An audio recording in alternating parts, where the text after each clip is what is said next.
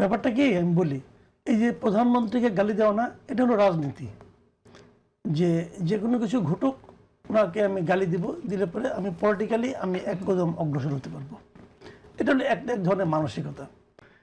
এই ঘটনাগুলো ঘটে কি, যে বলা হয় না, একটা কথা খুব প্রচলিত, কিন্তু সব দলের লিডার একটা কথা বলেন যে অপরাধী যে দলেরই হোক না কেন তাকে সাজা পেতে হবে। এটা হলো গিয়ে আমাদের দেশে রাজনৈতিক নেতৃবৃন্দের কণ্ঠে উচ্চারিত সবচেয়ে কমন মিথ্যা কথা।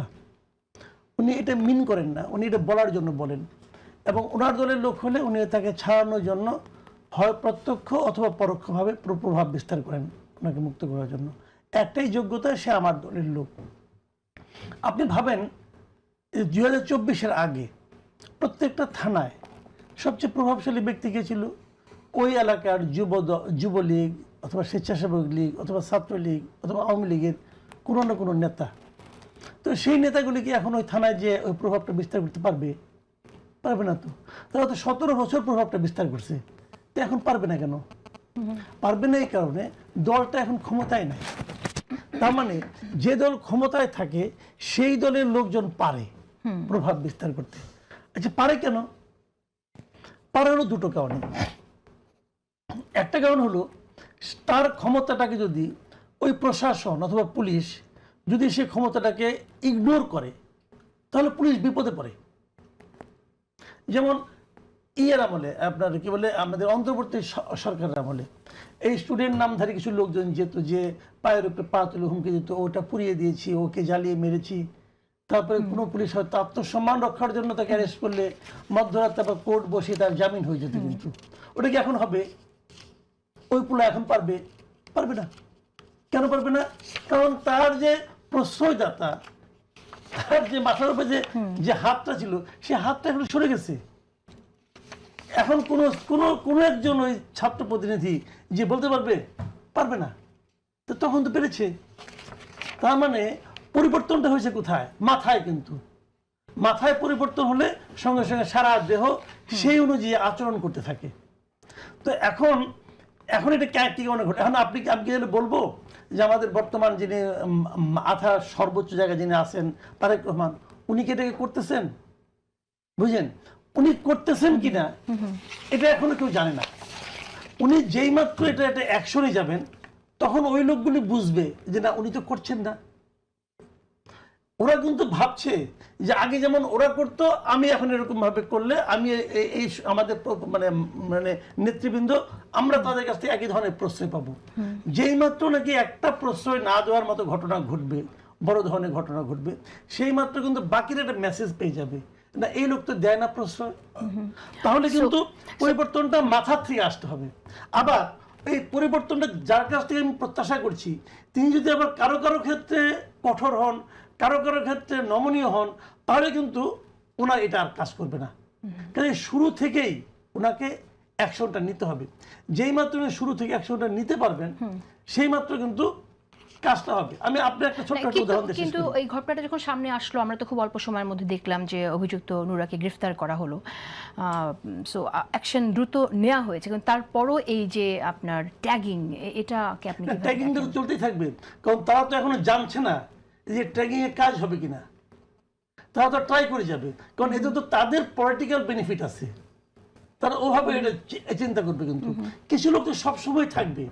ধরুন আপনি দেখবেন, আপনি যখন গলি দিয়ে হাঁটবেন না, ওই যে একটা কথা আছে গ্রাম প্রবাদ, গলির কুকুর কি জানেন? ও কিন্তু ওর গলিতে বাঘ, দূরে কিছু না। আপনি যখন ওর গলির থেকে বেরিয়ে আসবে, সে দূরের থেকে ঘেউ ঘেউ করবে, সে কিন্তু আপনার কাজ পর্যন্ত আসবে না। তো আমাদের তো গলির বাইরে কিছু কুকুর আছে, তারা ওই গলির কুকুর, সেখান থেকে ঘেউ ঘেউ করতে থাকবে, আপনি ঘেউ ঘেউ শুনবেন। এখন যদি ওই ঘেউ ঘেউ শুনে আপনি আবার বিচলিত হন, তাহলে আবার হবে না। আচ্ছা, আমাদের গণতান্ত্রিক সৌন্দর্য নষ্ট করবে কিনা সেটা হচ্ছে প্রশ্ন। তাসতুফা জাবিন, আমরা শুরুতেই বলছিলাম যে আজকে যে অনুষ্ঠান হলো, আপনার দল, আপনি হয়তো সেই দলে ফিরেও যাবেন যে কোনো সময়, বা না গেলেও আপনার তো একটা টান আছেই। এনসিপিতে আপনি শুরু থেকে ছিলেন, সেখানে আজকে ইফতার প্রতিষ্ঠাবার্ষিকী অনুষ্ঠানে সেখানে গেছেন, প্রধানমন্ত্রী গেছেন। কিন্তু যেভাবে অ্যাটাক করে কথা বলা হয় কোনো রকম কারণ ছাড়া, যেটাকে আসলে কামাল তো বললেনই একভাবে, তো এটা চলতে থাকলে তো সেই সৌহার্দ্য সৌহার্দ্যতাটাও হারিয়ে যাবে। আসল সমস্যা আমরা কি এর মধ্যে দিয়ে নিরসন করতে পারবো? এই যে পলিটিসাইজ করা হয় কোনো একটা ঘটনাকে, এর মধ্যে থেকে কিভাবে বের হওয়া যায়? প্রোগ্রামের আগে মাসুদ ভাইয়ের সাথে এটা নিয়ে আলোচনা হচ্ছিল যে আমি ফিরে যাচ্ছি এনসিপিতে, এরকম বেশ কিছু নিউজ হয়েছে। আপনি তো অন্তর্যামী, টান আছে এটাও বলে দিচ্ছেন। আসলে এরকম কোনো কিছু সেটা থাকার কথা না? অবশ্যই আজকে feeling তো ফেব্রুয়ারি থাকারই কথা, 1 বছর হয়েছে। হ্যাঁ, এটা আসলে ডেফিনেটলি আমি রাজনীতি শুরু করেছি এই দল দিয়ে। এটা আমি একটা ফাউন্ডার মেম্বার ছিলাম একজন, এবং এর আগেও আমি অন এয়ারে বলেছি যে এটা আমাদের সন্তানের মতো আমরা যারা ছেড়ে এসেছে। এটা আমার শুধু একার না, প্রত্যেকেরই এই ফিলিংটা আছে। সো এটাকে এক সাইডে রেখে সৌহার্দ্যের কথা যেটা আমি বলি, আমার মনে হয় 5 আগস্টের পরে সেটা অনেকটা চেঞ্জ হয়েছে, সেই প্যারাডিমটা অনেক চেঞ্জ হয়েছে। এটা আমরা চারজনই কিন্তু আরও বেশি মনে হয়, যেহেতু আমরা বিভিন্ন জায়গায় কথা বলি বা আপনার বিভিন্ন মানুষের সাথে আমরা যখন সভা, সেমিনার, সিম্পোজিয়ামে দেখা হয়, কথাবার্তার মধ্যেও কিন্তু বোঝা যায়।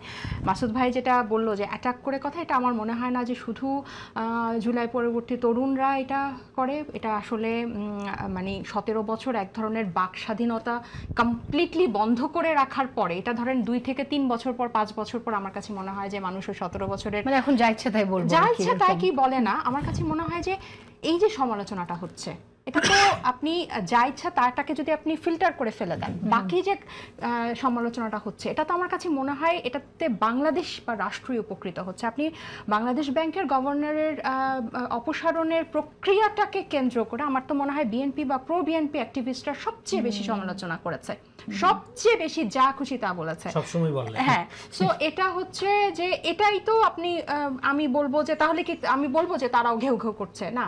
সো এই যে এখন সবাই কথা বলছে, একজন তো বলেছে যে আমি জিয়া ভাই সম্ভবত উনি লিখেছেন যে আই এম সরি বিএনপি, আগুন নিয়ে খেলা যায়, বাংলাদেশ ব্যাংকের গভর্নর নিয়ে খেলা উচিত না। সো মানুষজন তো এভাবে লিখছে, সরাসরি বলছে কথাটা। এটা কেন? এই 5 আগস্টের যে একটা পরিবর্তন হয়েছে, আপনি এই ধরনের উস্কানিমূলক বা টিপ্পনি কেটে আমরা যেসব কথা বলি, এটাকে যদি আমি এক সাইডে রাখি, বাকি যে কথাগুলো হচ্ছে বা যে সমালোচনাটা হচ্ছে, সেটা যে কোনো গভর্নমেন্টকে চাপে রাখবে। আরেকটা উদাহরণ আমি সেদিনও দিয়েছিলাম আরেকটা চ্যানেলে, যে যেভাবে প্রধানমন্ত্রীর মেয়েকে অ্যাটাক করা হয়েছে, সাইবার বুলিং করা হয়েছে, সব ধরনের মানুষ ওই ঘেউ ঘেউর উপরে উঠে গিয়ে কিন্তু স্ট্যান্ড নিয়েছে যে তুমি এটা করতে পারবে না। আমরা তার কনস্ট্রাকটিভ ক্রিটিসিজম করতে পারবো, তার পলিটিক্সের, তার পলিসির আমরা সমালোচনা করতে পারবো, বাট তাকে আমরা সমালোচনা করতে পারবো না। সো আপনি যখন ঘেউ ঘেউ দেখবেন, ঘেউ ঘেউর উপরে গিয়ে কিন্তু আমরা সবাই একটা সারফেসে চলে আসে। সো আমার কাছে মনে হয় যে এটা জুলাইয়ের পরবর্তী আমার কাছে মনে হয় তাসনুবা একদম ইউ হ্যাভ রাইটলি অ্যাড্রেসড। মানে এই জিনিসটা আমাদের মনে হয় প্রত্যেকের মধ্যে থাকা উচিত যে কিছু কিছু বিষয়ে রাজনৈতিক লাভালাভির জায়গাটা বাদ দিয়ে একদম এক হয়ে কাজ করা। এবং আমার মনে হয় যে শিশু ধর্ষণের মতো বিষয়টা সেরকমই একটা স্পর্শকাতর বিষয়, এবং এরকম একটা স্পর্শকাতর বিষয় নিয়ে যখন সেটাকে রাজনৈতিকভাবে ব্যবহার করা হয়, তখন আমরা মূল সংকটটা নিরসনটা কিভাবে হবে সেই আলোচনাটা দূরে সরে যায়। মূল সংকটটা আসলে যখন রনি ভাই বা